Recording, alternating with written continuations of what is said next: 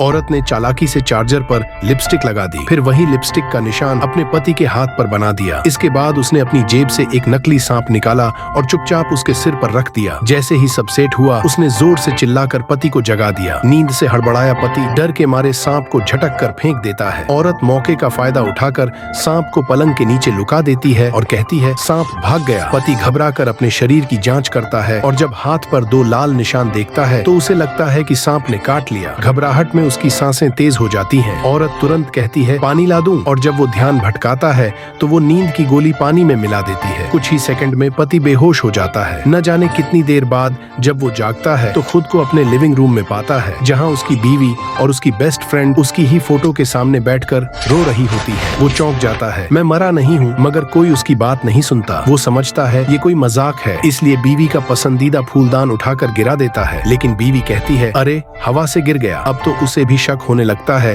कि शायद वो सच में मर गया है। तभी एक काले कपड़ों वाला आदमी उसके पीछे खड़ा दिखता है। उसकी पोशाक और वाइब देखकर उसे लगता है कि ये कोई यमदूत है। वो डर के मारे पूछता है, क्या मैं सच में मर गया हूँ? यमदूत सिर हिला देता है। डर के मारे पति जमीन पर नमक से गोला बनाकर खुद को उसमें बंद कर लेता है, लेकिन उस पर कोई असर नहीं होता। फिर वो हार मानकर कहता है, 5 मिनट दो, कपड़े बदल लूं, फिर चलेंगे। लेकिन असल में वो खिड़की से भागने की कोशिश करता है। यमदूत उसे पकड़कर पटक देता है और कहता है, अब तुझे 18वीं नरक की गहराई में ले जाऊंगा। पति डर के मारे कांपने लगता है। तभी यमदूत कहता है, एक चांस मिलेगा अगर तू अपना सबसे गंदा राज बता दे। पति कहता है, मैं 8 साल का था जब मैंने पड़ोस की आंटी को छुप कर देखा था। मगर ये जवाब यमदूत को मंजूर नहीं। फिर वो अपनी जेब से एक लेडीज अंडरवियर निकालता है और पूछता है, ये किसका है? पति घबरा जाता है और कहता है, मेरी बीवी का है। लेकिन यमदूत कहता है, तेरी बीवी का साइज ये नहीं है। अब पति को समझ आ जाता है कि बात बिगड़ चुकी है, तो वो मान लेता है कि वो उसकी सेक्रेटरी का है। ये सुनकर यमदूत कहता है, चलो छोड़ते हैं तुझे इस बार। मगर जब वो अपनी आंखें खोलता है तो सामने उसकी बीवी खड़ी होती है और कहती है, अब समझ आया? तभी उसे एहसास होता है कि ये सब एक प्लान था। दरअसल यमदूत और बेस्ट फ्रेंड दोनों ही उसके बीवी के वकील थे। ये पूरा नाटक सिर्फ एक मकसद के लिए रचा गया था,